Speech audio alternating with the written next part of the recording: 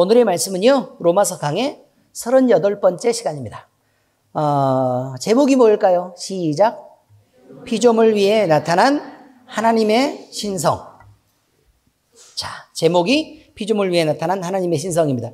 하나님께서는요, 인간 내면에 자기 일을 알 수 있도록 하나의 나침반 같은 은혜를 허락하셨는데, 자, 그것은 타락한 이후에도 인간 내면에 나와서 일정한 방향을 향해서 감각하고 또 반응할 수 있도록 그렇게 지시한다. 지시한다는 건 너 이거 해 라고 얘기하는 게 아니고요. 가리키다 이런 말이에요.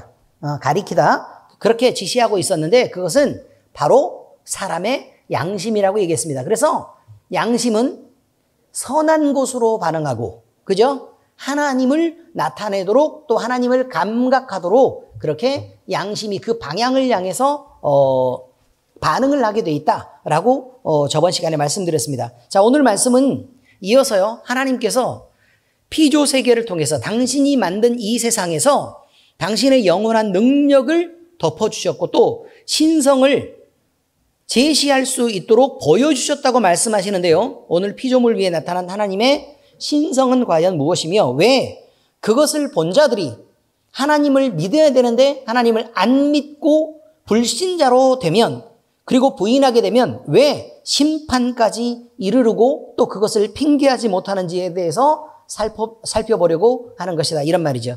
자, 이게 로마서 1장 20절 말씀입니다. 창세로부터 그의 보이지 아니하는 것들 곧 그의 영원하신 능력과 신성이 그가 만드신 만물에 분명히 보여 알려졌나니 그러므로 그들이 핑계하지 못할지니라 라고 되어 있습니다. 자, 그러면 이 내용에 대해서 풀어서 설명하도록 하겠습니다. 자, 첫 번째, 우리가 말씀을 보면 그의 보이지 아니하는 것들이 있다라고 말합니다. 그 능력과 신성이라고 표현하죠. 하나님의 능력과 신성. 자, 본문의 말씀을 보면 그의 보이지 아니하는 것들이라는 문구가 있습니다. 이렇게 표현된 것은요, 하나님의 보이지 않는 성품이나 속성, 즉 영원하신 능력과 신성이 있는데 이것들은 사람에게 주어진 여러 가지 감각들이 있을 거 아니에요. 그러니까 볼 수도 있고 냄새 맡을 수도 있고 맛볼 수도 있고 들을 수도 있고 때로는 이렇게 만질 수도 있는 이런 여러 가지 감각들을 통해서요, 하나님은 알 수가 없는 것들이다 라는 뜻입니다. 자, 그러니까 하나님의 능력과 신성은 육체로 존재하는 사람이 감각할 수 있는 한계를 벗어나는 것들인데 이것들이 만물 속에 깃들어 있다라고 얘기하는 것입니다. 자, 사람은 분명히 육체입니다. 그렇죠? 그리고 하나님은 뭐라고 말해요? 영이시라고 말해요. 자, 요한복음 4장 24절에 보니까 하나님은 영이시니 예배하는 자가 영과 진리로 예배할지니라. 자, 이렇게 말합니다. 자, 그러니까 그러면 영은요, 인간의 몸을 가진 것처럼 이렇게 살이 있어서 만져지는 것도 아니고 뼈가 있어서 이렇게 딱딱하게 구조를 유지할 수 있는 것도 아닙니다. 그러므로 영은 육체가 가진 어떤 감각으로도 볼 수도 만질 수도 냄새 맡을 수도 들을 수도 없는 것입니다. 그래서 사람의 다른 어떤 감각기관으로도 감각할 수가 없는 것이 영이다라고 얘기합니다. 자, 누가복음 24장 39절에 예수님이 말씀하십니다. 의심하는 도마에게 얘기하죠. 자, 같이 읽겠습니다. 시작. 내 손과 발을 보고 나인 줄 알라. 또 나를 만져보라. 영은 살과 뼈가 없으되 너희 보는 바와 같이 나는 있느니라. 자, 그러니까 부활하신 예수님이 자기 자신에 대해서 제자들에게 나타나서 하신 말씀이 이거라 그 말이에요. 뭐라고 말씀하셨냐면 너희가 보고 만져봐라 라고 얘기하죠. 보고 만져봐라. 그런데 자, 보니까 예수님이 지금 보였어요, 안 보였어요? 보였죠. 그럼 보였다는 거는 영이다, 아니다? 영이 아니다. 그런데 우리가 환상이나 아니면 우리가 그 환각 이런 걸로도 볼 수 있잖아요. 그죠?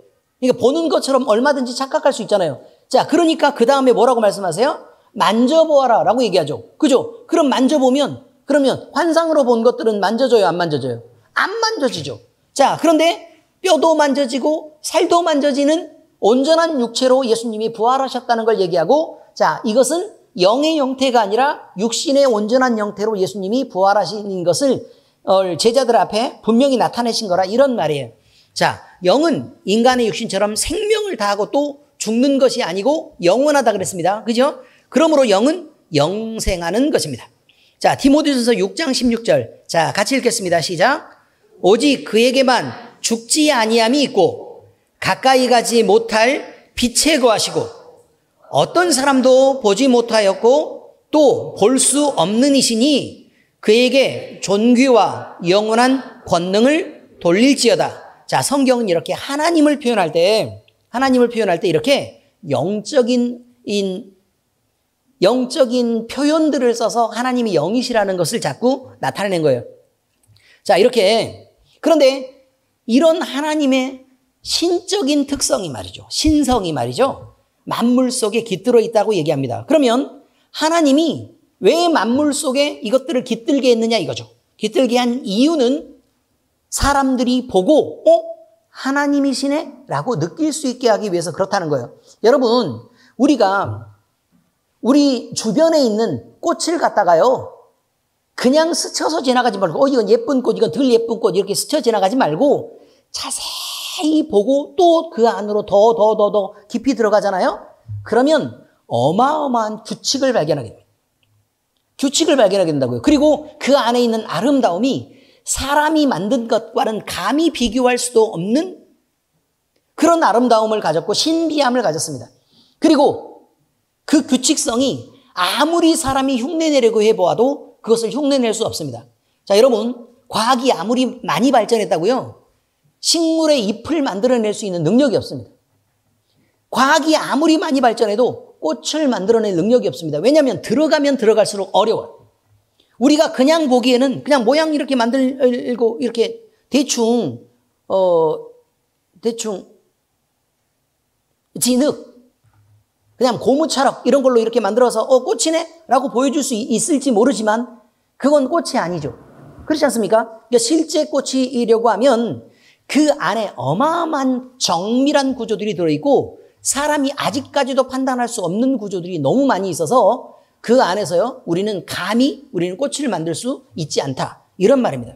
그러니요, 우리 주변에 있는 가벼운 거 하나도 만들 수 없는 우리가 하나님을 무시하고 또 하나님을 너무 가볍게 여긴다는 것 자체는 어이가 없다 이 말이에요. 그러니까 하나님의 신성이 그 안에서 발견될 수밖에 없죠. 실제로 저희가 제가 나름 지금 현재는 목사님이니까 문과지만 나름 이과에 있지 않았겠습니까? 그렇죠? 그래서 화학이 전공인데 화학에서요, 물질이라고 얘기하면 지금부터 물질이라는 게 대부분 예를 들면 알려져 있는 물질 말하는 거예요. 인삼에는 사포닌이 들어있다라는 사포닌. 그 구조를 아는 게, 그 화학적인 구조가 이렇게 생겼다를 아는 게 얼마만큼 오래됐을 걸로 보이십니까?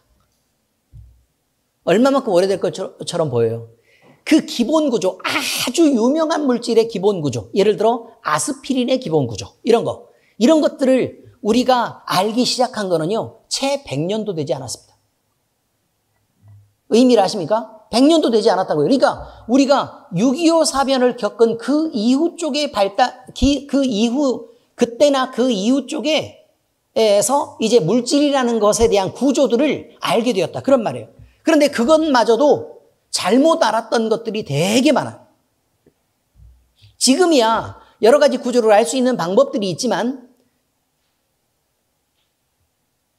인류의 역사가 그렇게 오래됐다고 얘기하는데도 사람들이 물질 한 개, 그러니까 아주 유명한 물질의 구조 하나도 정확하게 알 수가 없었어요.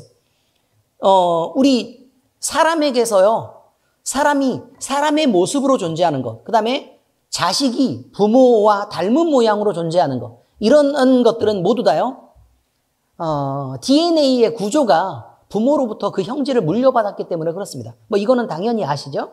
그 구조가 밝혀진 지도 얼마 되지 않았습니다. 노벨상 받았습니다. 대단하다 그래가지고. 이해가 되십니까? 그런데 사람이 무슨 능력이 있어서 하나님이 만드신 온 천지 만물에 대해서 감히 이야기할 수 있겠습니까? 그러니까 말도 안 되는 것입니다. 우리는 그걸 보고요, 너무 신기하다. 어떻게 이렇게 이중나선형 구조로 이렇게 꼬여가지고 각자가 결합하는 방식도 원래 수소결합이라는 방식으로 결합을 하거든요. 그런데 뭐 제가 복잡하게 얘기하면 안 되니까 딱 염색체가 누구는 누구와 결합을 할 수 있도록만 배열이 됩니다. 그래서 그 구조에서 벗어나면 절대로 안 되게끔 되어 있습니다. 결합을 못하게 되어 있습니다. 그래서 우리의 유전 정보를 유지할 수 있도록 그렇게 만들어져 있어요. 그런데 우리는 이것을 보면서도요, 우리가 하나님이 만드셨다라는 것을 인정을 안 하고 그냥 겉으로 쓱 보면서 하나님의 신성을 인정하지 않는 경우들이 많다는 것입니다. 자, 여러분, 실제 이러한 하나님의 영원한 능력과 신성은 자연 만물에 나타나 있습니다. 그런데 이것을 구약 성경에도 이야기를 하고 있습니다. 그러니까 물질이 밝혀지기 전부터도요, 과학에 대한 아주 중요하고 세밀한 내용들이 구약 성경에도 나타나 있는 것들이 되게 많이 있습니다. 자, 그런데 그 예로 다윗은 시편의 노래를 통해 하늘은 하나님의 영광을 선포하고 궁창은 그의 손으로 하신 일을 나타낸다고 찬송합니다. 또 이사야 선지자가 말하기를 하나님이 이스라엘 백성에게 주신 희망의 말씀들을 통해 눈을 들어 세상의 창조물들을 보라고 하고 하나님의 권세와 능력이 얼마나 위대한지를 느껴보라고 얘기하고 있습니다. 이 모든 표현은요, 우리를 둘러싸고 있는 아름답고 장엄한 이 자연이 우연히 만들어진 것이 아니라는 것을 표현하고 있습니다. 또 그 속에 기가 막힌 조화가 들어있고, 그리고 그것들이 유지되기 위해서는요, 엄청난 힘과 질서에 의해서 유지가 되고 있는데 하나님의 능력과 그 신성이 여기에서 드러난다고 얘기하고 있습니다. 여러분, 여러분이 볼 때는요, 그냥 바닷물이 지구로 막 치고, 그 땅 위로 치고 올라오고 막 그러지 않는 것이 당연하다고 생각하시죠? 그렇지 않습니까? 왜 그게 당연해요? 중력이 있으니까요. 그렇지 않습니까? 중력이 있으니까. 그런데 그 중력을 부여하신 이가 있다는 것은 알고 계십니까? 우리는 일단 중력이라는 게 질량에 비례한다는 걸 알고 있습니다. 알죠? 중력은 질량에 비례합니다. 그런데 문제는 뭐냐면 우리는 당연하게 생각하고 있는 바닷물은 아래에 고여 있다. 그 다음에 위에 있는 물은 아래쪽으로 흘러내리는 그 중력이라는 부분이요, 그거를 과학자들은 실제로 고민을 합니다. 어떤 고민을 하냐면, 아니 어떻게 해서 질량이라는 게 있을까? 왜 질량이라는 게 있을까? 그러면 물질에서 질량을 부여한다는 건 어떤 의미일까라는 것을 사실 고민합니다. 그걸 고민해서 찾다가 작년에요, 힉스라는 입자에 대해서 알게 됐습니다. 정확하게. 힉스. 질량을 부여하는 입자가 있다는 걸 알게 됐다. 그런 말이에요. 무슨 말인지 아시겠습니까? 언제 알았다고요? 작년에 알았다고요. 여러분은 당연하게 중력을 생각하고 있지만 그렇지 않단 말입니다. 근데 질량을 부여해요. 그리고 여러분, 빅뱅이라는 원리를 아시죠? 가수 말고요. 누구라고요? 빅뱅. 가수 빅뱅 말고 빅뱅입니다. 자, 우주가 어마어마한 에너지가 한 점에 있었다. 이거죠. 우주가 생성될 때, 그리고 이 생성될 때 이 한 점에 있었던 어마어마한 에너지가 한꺼번에 폭발을 하면서요, 뭘 만들었다? 이 우주를 만들었다. 그런데 여러분 생각해 보세요. 여기에 에너지라고 말하면 열이나 빛을 얘기하고 있습니다. 이해되십니까? 열이나 빛이 어떻게 질량을 가진 이런 땅덩어리가 된단 말입니까? 이해가 됐어요?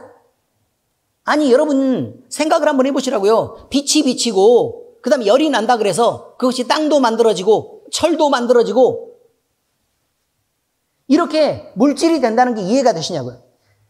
바로 그런 원리를 얘기하고 있는 게 E는 MC의 제곱이라는 거예요. MC 스퀘어. 공부할 때 집중력을 키우기 위해 듣는 그 기계 말고 E는 MC의 제곱. 이것이 빅뱅에서 입자가 만들어질 때, 그 질량을 가진 입자가 만들어질 때 얼마만큼의 에너지가 필요한가요? 그런데 우리가 E는 MC의 제곱이라고 얘기할 때 M이 질량이고 C가 빛의 속도예요. 빛의 속도는 어마어마하게 크다는 걸 아시잖아요. 30만 킬로미터 per sec. 1초에 30만 킬로미터를 가서 지구를 7바퀴 반을 도는 속도가 바로 뭐냐면 빛의 속도예요. 여기까지는 대충 이해가 되셨죠? 그죠? 그럼 빛의 속도로 가는 거기에다가 제곱한다고요. 그러니까 빛의 속도를 2번 곱한 거라 이런 말이에요. 거기에다가 질량을 곱해요. 질량을 곱한다고. 그게 바로 뭐라고요? 그만큼의 에너지라 그 말이에요. 그러면 얼마만큼의 에너지가 있어야 지구를 만들겠냐고. 그러면 한 점에 온 우주를 담을 만한 그 에너지는 얼마만큼 컸겠냐는 얘기예요. 문제는 뭐냐면 왜 한 점에 에너지가 그렇게 모여있죠? 왜 한 점에 에너지가 그렇게 모여있냐고. 왜 그 순간에 에너지가 그렇게 모였겠냐고. 그게 불가능한 일이에요, 사실은. 의미를 이해하시겠어요? 그건 하나님이 하지 않으면 안 되는 일이라 그 말이에요. 하나님이 하시지 않으면. 그런데 우리는 빅뱅 이론을 설명을 하면서도 우주는 이렇게 자연적으로 만들어졌어 라고 얘기할 때 그 점 하나에 왜 그렇게 무한대의 에너지가 있었는지에 대해서는 아무도 설명을 하지도 않고 관심도 갖고 있지도 않아요. 이게 창조의 기본적인 과정이었다라는 거고 이 내용 자체는 어느 누구도 부인하고 있는 사람이 없습니다. 과학자들 어느 누구도요. 그러니 우리는 이런 것들을 보면서도 지금 여기 보세요. 여기 보면 여기 질량 이거 하나요. 여기 있는 요만큼의 질량을 만들기 위해서 여러분 이만큼의 질량을 만들기 위해서는요. 여러분들이 모두 다 사용하고 있는 평생의 에너지를 다 공급해도 이만큼의 질량이 안 나와요. 아시겠어요? 무슨 말인지? 이만큼의 질량 안 나와요. 여러분이 몇 대를 써도 이만큼의 질량이 에너지로 바뀔 만큼의 에너지를 여러분 사용할 수 없다 그 말이에요. 이해가 되셨어요? 그런데 지구라니요. 그래서 이런 것 하나를 볼 때, 질량을 가진 이런 거 하나를 볼 때도 우리는 가볍게 보아서는 안 된다는 거예요. 그러니까 껍데기만 보지 말고 더 깊이 보지 않으면 우리는 거기서 하나님의 신성을 발견할 수 없다는 거예요. 어마어마하게 빠른 속도로 쓱 지나가면서 모든 풍경을 관찰할 수 있나요? 그렇지 않다고요. 주목해서 보고 관심을 두고 자세히 살피지 않으면 하나님의 신성을 발견할 수 없다. 이런 의미입니다. 그러니 여러분 멈춰서 생각하고 또 멈춰서 자세히 살펴보시길 바라요. 그래야 하나님의 신성을 본다 이 말이에요. 자연 만물을 볼 때도 자 여기에 쓰인 하나님의 신성을 말할 때 그 신성은 원어적으로 두 가지의 의미를 가진 서로 다른 단어들이 있어요. 근데 그 단어들 중에 하나는 그 신성이라는 말 자체에 예수 그리스도라는 구원 사역을 포함하는 신성이라는 단어가 있고 그 다음에 신성이란 원어를 히브리어 얘기할 때 얘기하는 거예요. 자, 그 다음에 헬라어 얘기할 때 얘기하는 거예요. 미안해요. 헬라어 얘기할 때. 자, 그 다음에 또 하나는요. 신성을 표현할 때 그냥 신성 그러면 만물에 그냥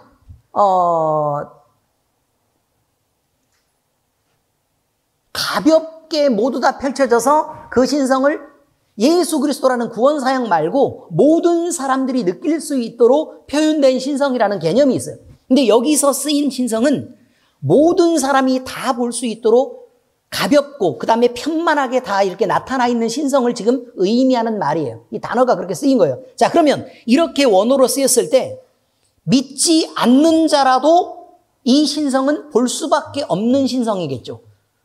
의미를 이해하셨어요? 믿지 않는 자라도 볼 수 없는 일반은총 속에 있는 신성을 의미하는 거예요. 자, 이건 자연 만물 속에 보여지는 일반은총으로 주어지는 신성인데요.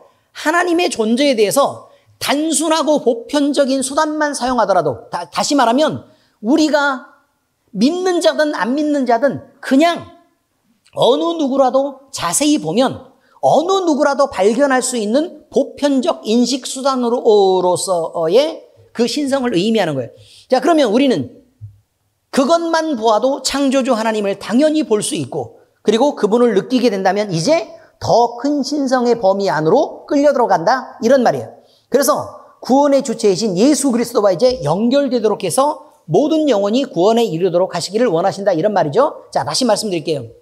일반적으로 편만하게 만물 가운데 나타나 있는 그 신비하고 오묘한 조화들은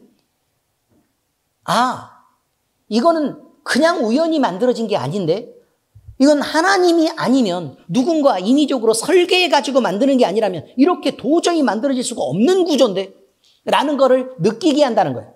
그럼 그걸 느끼면 그럼 도대체 이걸 만드신 분은 누굴까라는 단계로 넘어간다는 거예요. 그럼 이때 느끼는 것은 하나님의 신성이에요, 이제. 자, 그 하나님의 신성을 느끼고 나서 뭐야, 그럼 하나님이 계시네. 그럼 우리를 만드신 하나님이 있는구나 라고 느끼면 그러면 하나님을 우리는 어떻게 섬기고 하나님께 어떻게 다가갈까라는 방향으로 우리는 고민을 하게 돼 있고 그래서 그 하나님을 만나고 싶다. 그 하나님을 발견하고 싶다라는 쪽으로 우리는 그 방향을 잡고 진행하게 돼 있다. 그런 말이에요. 그러면 그렇게 진행을 하게 돼 있으면 도대체 하나님이 누구신가? 그러면 누구를 만나게 되냐면 하나님을 만나려고 하면 결국은 우리는 우리 스스로 하나님을 만날 수 없죠. 네. 우리 스스로는 하나님을 만날 수 없죠. 반드시 우리는 죄인이고 하나님은 하나님이시기 때문에 우리는 만날 수 없어요. 그러면 중보자가 필요해요. 누군가 중간에 서야 된단 말이에요. 그래서 누구를 생각하게 된다고요? 예수 그리스도를 생각할 수밖에 없다라는 게 성경의 설명이라는 거예요. 자, 성자이신 예수님은요, 자신이 성부 하나님과 구분된 존재가 아니라 하나라고 말씀하십니다. 그래서 너하고 나는 하나야 라고 하는 그 개념이 있잖아요. 그것보다 더 진한 개념이 하나예요. 요한복음 10장 30절에 나와 아버지는 하나이니라 그렇게 말씀하셨다고 말해요. 자, 이것은 하나님을 발견한 자들이 예수님만 봐도 누구를 볼 수 있다고 얘기하는 거예요? 하나님을 볼 수 있다고 얘기하는 거예요. 그래서 요한복음 14장 9절에 또 다시 말해요. 예수께서 이르시되 빌립아 내가 이렇게 오래 너희와 함께 있을 때 네가 나를 알지 못하느냐? 나를 본 자는 아버지를 보았거늘 어찌하여 아버지를 보이라 하느냐? 라고 말하죠. 그러니까 예수님을 본 자들은 모두 다 하나님을 봤는데 너는 나랑 그렇게 오래 있으면서도 내 안에 하나님이 계시는 것을 그 다음에 나를 보면 하나님이 보이는 것을 알지 못했단 말이냐? 라고 말하죠. 나를 본 자들은 하나님을 본 것과 같다. 자, 이것은 예수님을 바라보는 자는 하나님께로 가는 구원에 이를 수 있다는 그런 의미이기도 합니다. 자연 속에 계시된 하나님의 신성은 인간으로 해서요, 하나님의 능력을 희미하나마 인식하게 하는 수단이 됩니다. 여러분이 다른 건 몰라도요, 그거를 알아야 돼요. 규칙적으로 뭔가를 만들어내기 위해서는 설계도가 필요합니다. 그렇지 않습니까? 이것 따로 해서 막 이렇게 복잡하게 마음대로 함부로 만들어져 있는 거라면 그거는 설계도가 필요 없을 수 있어요. 우연히도 만들어질 수 있습니다. 그런데 규칙적으로 만들어진 거라면 반드시 설계도가 필요해요. 의미는 이해하시겠죠? 그러면 얼음은 육각형의 그 수소결합의 기본 구조를 갖고 있어 중간에 빈 공간을 갖고 있죠. 그래서 물보다 부피가 더 커요. 그래서 유리병 속에다가 물을 가득 채워놓고 뚜껑을 이렇게 닫아놓고 나서요, 얼리면 유리병이 터져요. 여기 이건 이해하시죠? 네, 그렇습니다. 유리병이 터진다고요. 근데 이렇게 이 세상에 존재하는 모든 물질 중 액체가 고체가 되면서 부피가 증가하는 건 이 세상에 존재하는 많은 물 중에 딱 한 가지예요. 물. 그런데 그 물이 있어서 우리가 존재할 수 있다라고 얘기해서 우주에 나가가지고 생명의 기원을 연구하는 사람들은 무조건 찾는 것이 뭐냐면 물이에요. 물이 있으면 자연이 뭔가 자연적으로 생명이 만들어질 수 있다라고 본 거예요. 그런데 그 물을 만들 때도 뭐가 있어요? 규칙성이라는 게 존재한다고요. 근데 그 규칙을 만들기 위해서 물은 아주 독특한 결합을 형성해요. 그 결합이 바로 뭐냐면 수소결합이라는 구조예요. 여기서 우리는 이 생명의 근원이 되는 물도 이런 규칙성을 갖게 되었다라는 거고, 그 다음에 우리가 기본적으로 알고 있는, 단백질의 구조라든지, 그 다음에 우리가 기본적으로 알고 있는 DNA라든지, 이런 것들, 그 다음에 우리가 이렇게 깊게 들어가지는 않더라도 꽃을 보면 술이 막 이렇게 정리가 돼 있죠? 그 다음에 이파리를 봐도 이렇게 돼 있죠? 자, 이 모든 것들은 다 규칙성을 갖고 있고요. 아주 지혜로운 어떤 분의 설계 안에서 이것들이 만들어져 있다는 사실을 우리는 잊으면 안 된다는 거예요. 우리는 조금 더 하나님을 인정할 수 없으면 조금 더 고급화된 지식을 가질 필요가 있다 이 말이죠. 우리가 너무 몰라가지고 하나님을 부인하게 된단 말이에요. 너무 몰라서. 알면 알수록 하나님을 별로 부인하지 않아요. 그래서요 이렇게 돼 있어요. 자, 물리하고 화학은 과학 중에 기초과학이에요. 생명과학, 생물하고 지구과학은 응용과학이에요. 응용과학이라는 뜻은 물리하고 화학을 이용해서 이러이런 결과가 만들어졌다는 거예요. 그러니까 그 결과를 보면서 물리화학에 어떤 원리가 있는지를 응용하는 학문이 바로 뭐냐면 생물과 지구과학이라 이런 말이에요. 자, 그런데 이것들보다 더 나가서 그러니까 물리화학과는 거리가 상당히 멀리 떨어져 있는 곳에 바로 뭐냐면 진화를 연구하다든지 아니면 역사 속에서 고대 문물들을 끌어내가지고 이렇게 하는 여러 가지 연구들이 사실은 진행이 되죠. 근데 이분들은 물리나 화학에 별 관심이 없어요. 되게 재밌는 건 물리나 화학을 공부하시는 분들은 크리스찬이 많아요. 왜요? 거기에 법칙이 하나님을 표현하고 있기 때문에 그래요. 근데 응용과학으로 가면 갈수록 기초과학에서 멀어지면 멀어질수록 크리스찬이 적어져요. 고고학자들 이런 분들은 오히려 크리스찬이 훨씬 더 적어요. 자, 이것이 표현하고 있는 것이 무엇이냐 이 말이에요. 이것이 표현하고 있는 것이 무엇이냐. 그러니까 참 재밌는 건 원래 응용과학은 누구의 지원을 받아야 되냐면 기초과학의 지원을 받아야 돼요. 그래서 이 법칙에서 어긋나면 돼요, 안 돼요? 안 되죠. 법칙은 예외가 없다는 뜻이니까 법칙에서 어긋나면 안 돼요. 그런데 응용과학이 기초과학이 제시하는 기본적인 법칙, 아주 기본적인 법칙에서부터 벗어나 있는 것을 계속해서 주장하고 그 많은 사람들이 억지를 부리는 경우가 있어요. 왜 그러냐면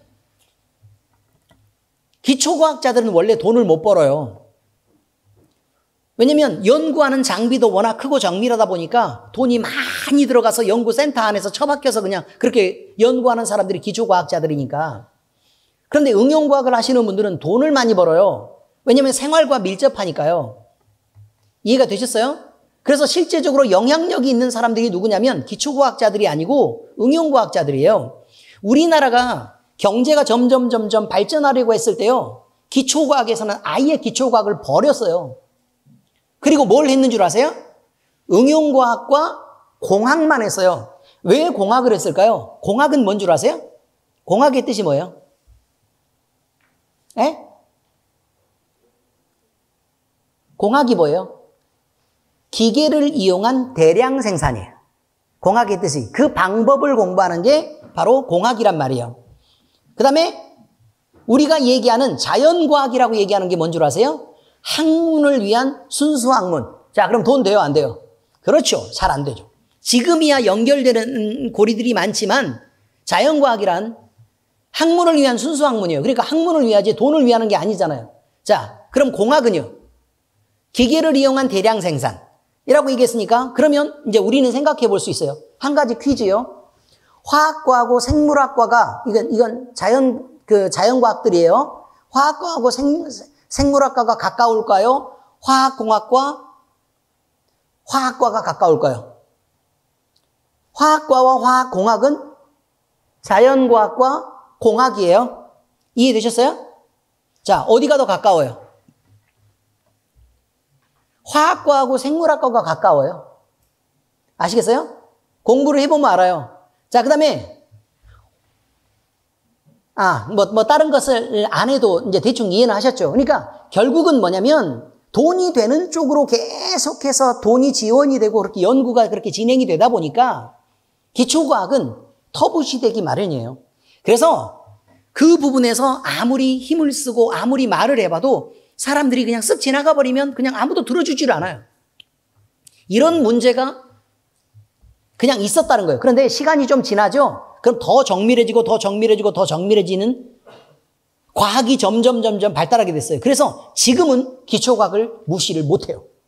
왜냐하면 기초과학이 더 정밀해지고 더 세밀해야만 돈이 된다는 걸 나중에 알게 된 거예요. 이제는 무시를 못해서 이제는 그것들을 훨씬 더 중요하게 생각을 하죠. 그렇게 들어가고 나니까 이제 뭘 알게 됐는 거냐면, 야, 그동안 우리가 몰랐던 완벽한 질서가 물질 세계 속에도 다 들어있었구나라는 걸 알게 된 거예요. 어떤 것도 물질로 존재하면 질서가 없는 게 거의 존재하질 않아요. 우리가 볼 때만 함부로 짓이겨진 것처럼 보이는 것도 철저하게 질서 속에서 만들어졌다는 사실을 우리는 잊으면 안 된다 그 말이에요. 그래서 이렇게 하나님은 모든 사람에게 다 알 수 있도록 하나님의 신성을 그 안에 집어넣고 하나님의 질서를 그 안에 담아놓았다는 걸 우리는 그래서 인정할 수밖에 없다는 것입니다. 그런데 이 일반 계시는요, 분명한 한계가 있습니다. 왜냐하면 이것은 구원에까지 이르게 하는 데는 문제가 있어요. 왜냐하면 예수 그리스도를 직접 가르치는 게 아니거든요. 그래서 일반 은총은 겨우 나타나 있는 질서를 그냥 희미하게 보일 뿐이에요. 실제로 하나님을 나타내고 있는 진짜 중요한 것, 하나님의 지혜, 하나님의 공의, 하나님의 선, 그 다음에 하나님의 사랑, 이런 것들은 전혀 자연 만물을 봐서는 아, 하나님은 사랑이시구나, 이거 모른단 말이에요. 그런데 하나님은 구원받을 우리에게는 성경도 주셨고 또 성령 주시고 성령 안에서 감동하시는 그 특별 계시를 통해서 믿는 자들에게 하나님을 나타내시면서 자, 구원의 방법은 예수 그리스도다라고 가르치고 계시는 거예요. 그래서 그것들을 보면서 우리는 느끼는 게 바로 무엇이냐면, 아, 하나님은 그가 보이지 않도록 감춰서 지금 하나님의 세상 만물 속에서 그렇게 드러나게 하셨지만 그 보이지 않는 것들 속에도 철저하게 하나님이 하나님이시다라는 것을 드러내셔서 본 그들이 만약에 하나님을 믿지 않고 하나님을 생각하지 않고 죽는다면 그것은 핑계하지 못한다라고 얘기하고 있는 것이라 이 말이에요.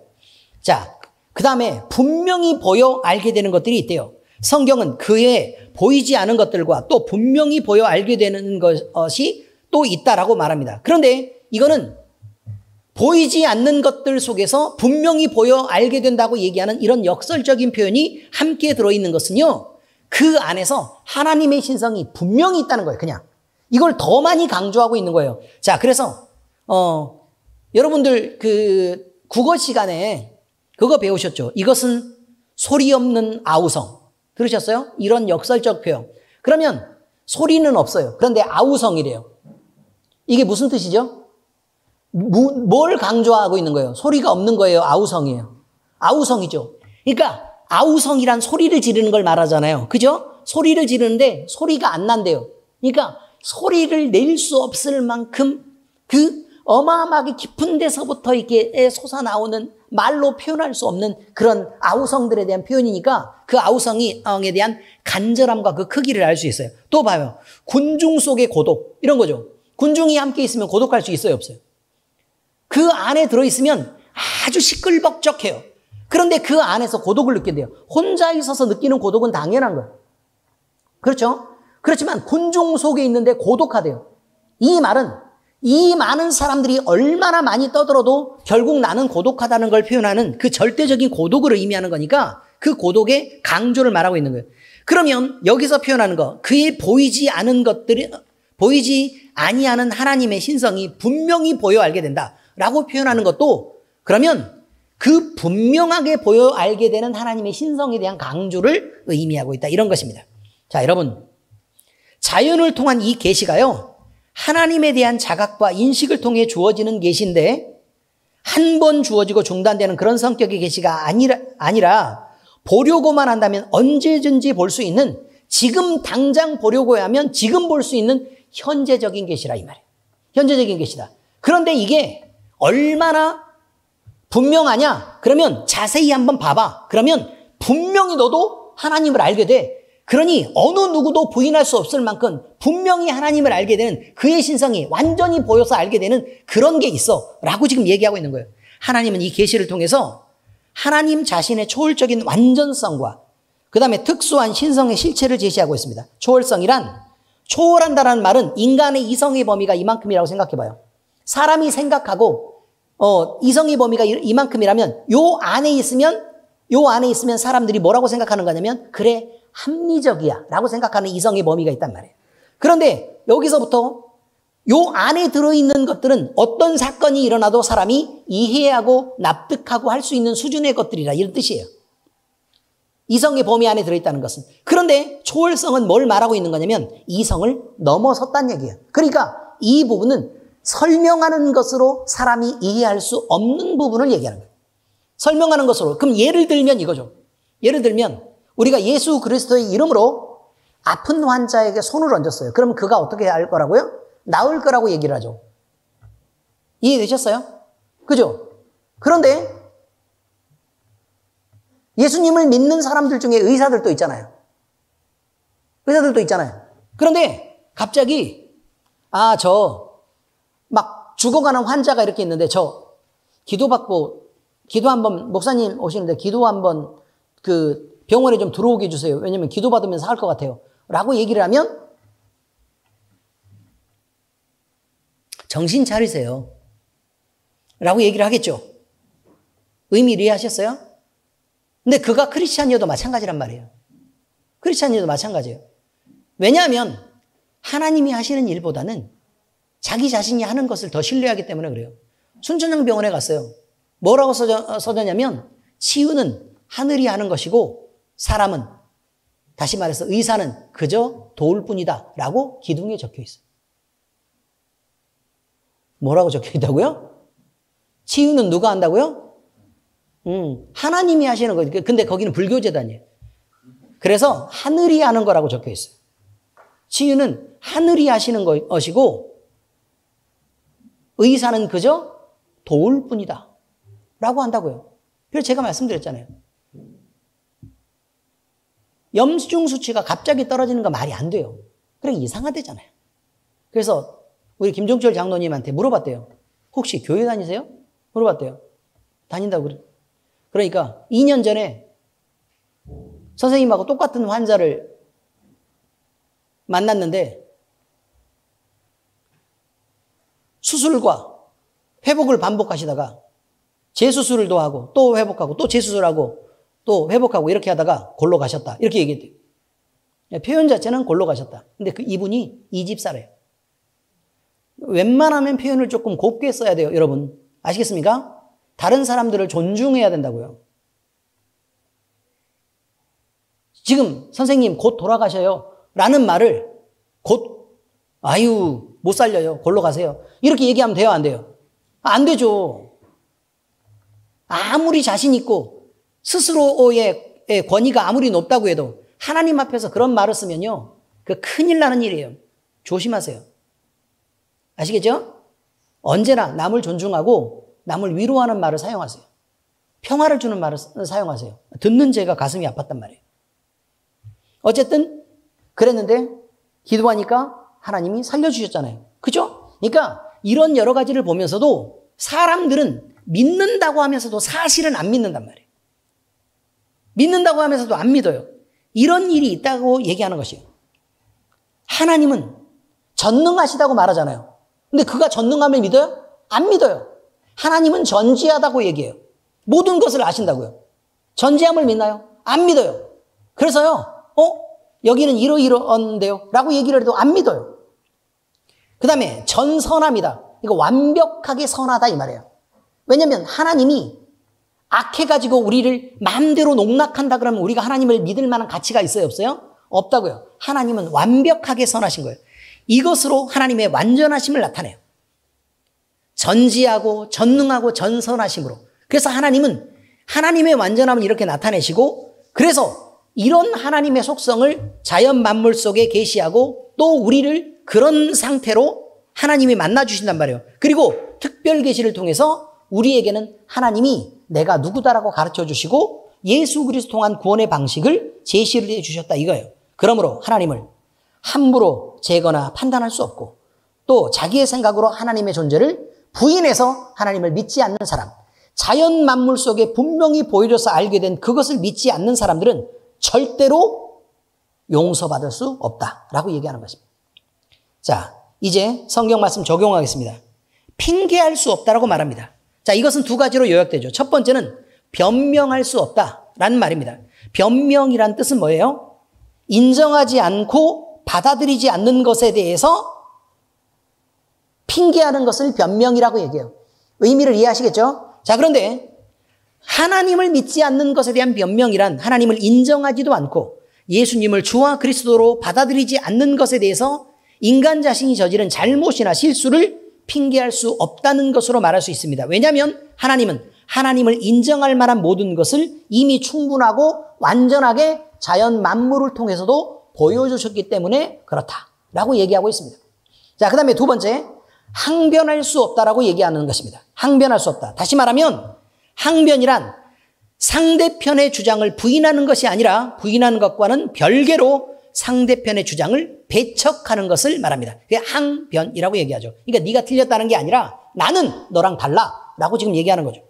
인간의 편에서요, 항변한다는 것은 인간이 저지른 불신앙에 대해서 잘못을 인정하지 않을 뿐만 아니라 불신하도록 원인을 제공한 책임이 내게 있는 게 아니야. 그러니까 내가 왜 지옥을 가야 돼?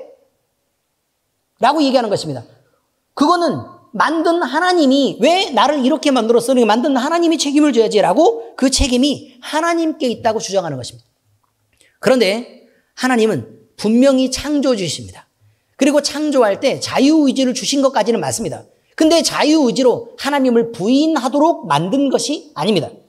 하나님을 선택할 권리도 주었고 부인할 권리도 주었는데 그 자신이 선택해서 하나님을 떠나고 하나님을 미워하고 하나님과 거리를 두려고 죄를 선택한 것입니다.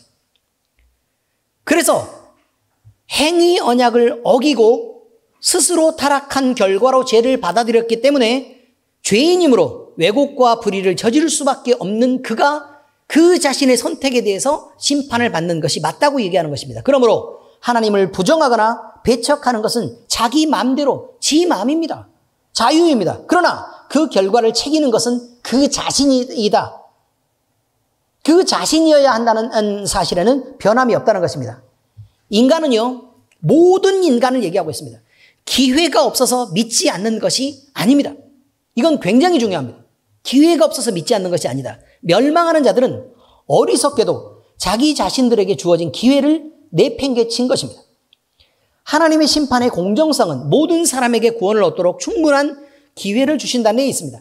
누구는 기회를 주고 누구는 기회를 안 줬으면 하나님이 불공평한 거죠. 그러나 자연 만물 속에 하나님의 모든 신성을 깃들이게 했고 그리고 그것을 보면 그래, 이건 우연히 만들어진 것이 아니다 라고 느낄 수 있도록 얼마든지 그 안에 충분하게 보여주시는 게 있다고 얘기합니다. 그런데 이것을 보고 나서 사람들이 하나님을 향해 나아가느냐 아니면 그렇지 않느냐는 자기 자신이 한 일이라고 얘기하고 있는 것입니다. 창조주 하나님에 대해서 처음으로 가르쳐 준 것은요. 그러면 우리는 성경도 읽은 적이 없고 예수 그리스도를 본 적도 없는데 라고 얘기했지만 여러분 그것은 그럼 성경에 맨 처음 쓰여진 게 모세오경이죠. 모세의 글이 나와 있기 이전에는 그러면 하나님은 사람에게 자연도 안 주셨고 그 질서도 안 주셨으며 그리고 하나님을 알 만한 것을 아무것도 주지 않았느냐? 그렇지 않습니다. 창세기 기록을 보면 이미 많은 사람들이 모세의 이름을 알기 이전부터 모세의 하나님을 알고 있었다고 얘기합니다. 성경이 있기 이전부터 하나님은 인간에게 자기 자신을 나타내고 계시하고 계셨던 것입니다. 하나님께서는 모든 인류에게 당신을 알고 진리의 지식을 가질 수 있는 충분한 기회를 주셨습니다. 그렇기 때문에 마지막 심판 때 아무도 하나님의 판결에 이의를 제기할 수 없도록 하셨습니다. 오늘 본문에서요. 우리에게 알리는 말씀의 요지는 바로 이것입니다. 즉 하나님을 알 기회는 모든 사람에게 주어졌으므로 설사 복음이 전파되지 않은 지역에 사는 그런 사람이라도 이 부분에 대해서만큼은 변명할 수 없다고 얘기하는 것입니다. 믿음은요. 단순하게 그를 인정하고 시인하는 것입니다. 그래서 만물을 보고 이 만물을 만드신 분이 계시는군요. 이것을 알고 인정하는 것만으로도 얼마든지 우리는 하나님이 은혜를 주실 기본적인 조건을 만족하고 있는 것입니다. 우리 주님의 은혜가 온 교회에 넘치고 우리 무리와 함께 하시기를 축복합니다. 기도하겠습니다. 아버지 하나님 감사합니다. 우리로 예수 믿게 하셔서 구원받게 하시니 감사합니다.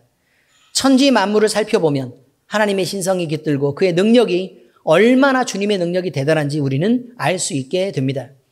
그러나 아버지 하나님, 많은 사람들 중에는 이 하나님을 인정하고 그 앞으로 나아가는 자들이 있고 또 그것을 부인하고 하나님과 대적해서 싸우려고 하는 자들이 있는 것을 압니다. 결국 자기 자신의 선택에 의해서 우리는 심판을 받고 하나님의 나라에 들어가든지 아니면 영벌의 저주에 빠지든지 그렇게 될 것입니다. 하나님 아버지, 우리가 우리 주님을 생각할 때 주님은 우리에게 은혜를 주시고 우리가 온전한 구원에 이를 수 있도록 주께서 인도하여 주시옵소서. 그리고 믿지 않는 자들이 우리가 예수 그리스도의 복음을 전할 때 하나님을 인정하고 또 주 앞으로 나아와서 주님의 풍성한 은혜 아래 거할 수 있도록 주께서 그들에게 부드러운 마음을 허락하시고 우리의 입술의 능력을 허락하여 주옵소서. 모든 영광을 주님 앞에 돌립니다. 살아계신 우리 주 예수 그리스도의 이름으로 감사하며 기도합니다. 아멘.